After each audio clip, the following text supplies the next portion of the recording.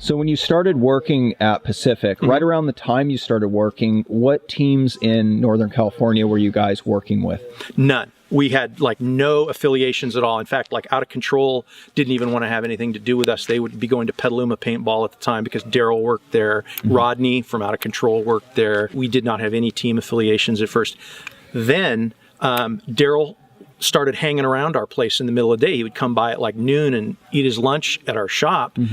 And one day he had pulled the feed neck out of his autococker playing that weekend. And this was like a Tuesday. And he was like, oh man, I don't want to ship this back to Bud to have it fixed. And I was like, well, why ship it back to Bud? I can have it, you know, I have Acroglass, which is this really nice epoxy.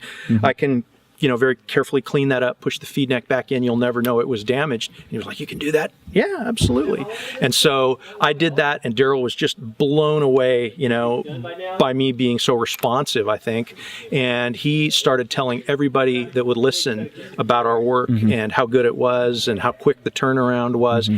And man, the floodgates just opened, and all of a sudden it was like more business than we could handle started rolling in. And Petaluma Paintball, they weren't doing customization. I mean, they were just retail. The only custom they did was they had a guy named Damien who could do the spiral drilling on the barrels. And yeah, I wish we had had an indexing head to be able to do that, because he got a lot of business out of that. Cool. And then after that, you know, Petaluma Paintball kind of started dwindling. It wasn't quite as popular as it used to be, and we started kind of getting a little bit of their business.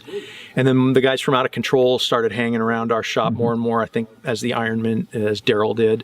And our popularity with the teams kind of started going up and up at that point. And what year was that? That would be about 92.